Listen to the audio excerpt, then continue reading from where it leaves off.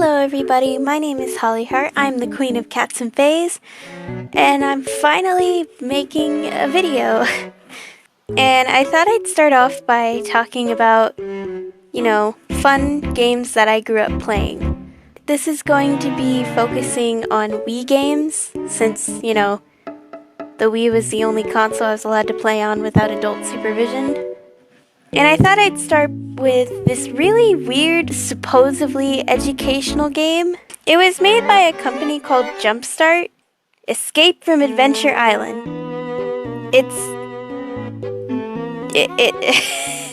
I don't remember a lot about this game because it definitely wasn't my favorite. If anything, it was probably one of my least favorites. Basically, you, the player, are flying about on this weird flying machine thingy. You get caught in a storm and you crash land on Adventure Island. And this blue jaguar dude says, "Hey, build a house." Okay. Am I just stuck here? You got tossed around pretty good, like a coin in a dryer. I saw the whole thing. You're lucky. Looks like you only got the air knocked out of your tire, so to speak. Supposedly, if you complete all the tasks, you can leave Adventure Island. But I never got that far. Supposedly, the game is educational, but I don't think that it taught me anything. The only educational thing I remember was there was like a cove where you could do multiplication and division, but I hated math growing up, so I never went near that place. I mostly went underwater. I did the fashion show part. You went over to this giant clam. They gave you like a theme and you had to dress on theme. It was Dress to Impress before Dress to Impress was popular. I played Dress to Impress before it was cool. I don't know if that's a flex. Another thing I remember is you were trying to squish these treble-like things. I don't know why. One of the levels I could never complete because there was a bunch of them and you had to complete them within the time limit, and there was one that I could not find. Yeah, I'd rate this game a solid 5 out of 10. This next game was definitely one of my favorites. I replayed it constantly, and honestly, I would still replay it to this day. I'm gonna replay it. Foreshadowing, where did you come from? I have no idea when the last time I played this was, but this was bought sometime in between 2014 and 2015. Okay. We're gonna see when the last time I played this was. 2019! Oh my goodness gracious. Tangled the Video Game.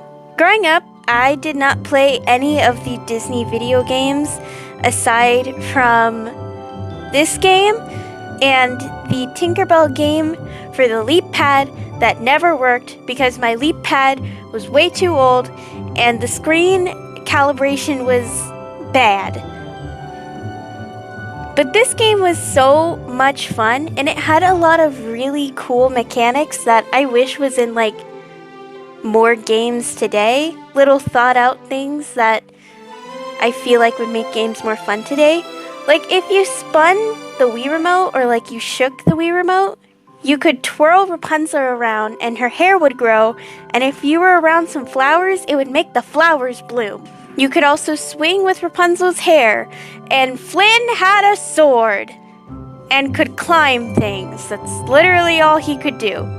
Also, if you found wanted posters, you could paint on them. You also rode goats, and Rapunzel had her own horse. But then the Royal Guard showed up. They must have followed us. Luckily, somebody else followed us too. Flynn? Are all adventures usually this strange? No, Blondie. I'm starting to think it's got something to do with you. And you could get Rapunzel a new dress. Wow, you look really... with the new dress and... I think he means you look beautiful. Oh, well, thank you. The dress is so pretty. Just wearing it makes me feel special. Oh, Anybody could tell you're special, miss. And we're out of here. So long. It was really fun. 10 out of 10. Highly recommend. Would play again to this day. Then of course we have the legendary Mario Wii Game series, Super Mario Galaxy, and Super Mario Galaxy 2. I remember playing more of the second game than I do the first game, because for some reason we got rid of the first game, and then we rebought it. I don't know what happened. Super Mario Galaxy, if you have no idea, it follows Mario trying to save Princess Peach, like normal, but for some reason Bowser started collecting power stars, and it's draining the galaxy of power and life, including this giant observatory that this beautiful, like, star princess lady named Rosalina has, who uses the stars to power the Comet Observatory. There's also these little star people called Lumas, and they are the most adorable thing that I have ever seen in my life. You get this little guy, and he makes you spin. The music was honestly the best part of this whole game.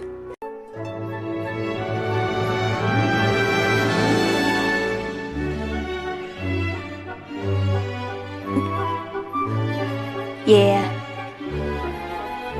Good music. 10 out of 10, recommend. The second game, however, as I've gotten older, I realized the second game is kind of subpar to the first game. I'd give it like a 7 out of 10, like I'd still play it. I just think I'd pick the first game over the second game. Next one, Mario Party 8. Apparently, Mario Party 8 is not the most popular Mario Party. I mostly just played the minigames in the minigame tent, and now I know every single minigame.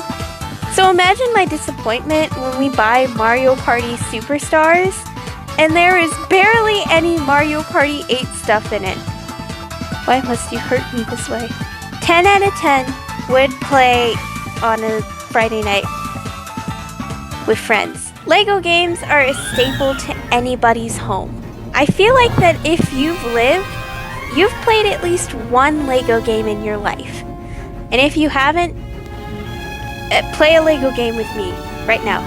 The Lego games that I played growing up were the Lego Star Wars Saga, a classic, and Lego Indiana Jones 2. I have no idea where the first one is. Now, these games would be a 10 out of 10, except they both had their problems.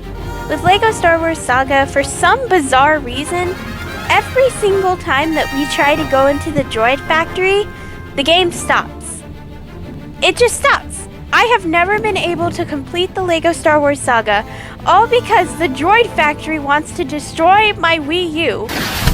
And in Lego Indiana Jones 2, for some bizarre reason, every single time that you make a custom character and you put a woman's face on it and then you go to play a story mode with a custom character, that custom character with a woman's face will always have Indiana Jones' face in the cutscene.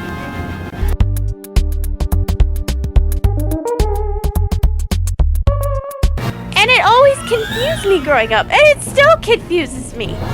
So for that, they both get an 8 out of 10 because they're confusing. Anyways, that was my quick little talk on nostalgic Wii games. I do have a couple more games that I want to talk about, but I'll cover that in a separate video. I just want to make this real quick because I've got some inspiration left in me. But I love you guys so much, and thank you for watching. Bye!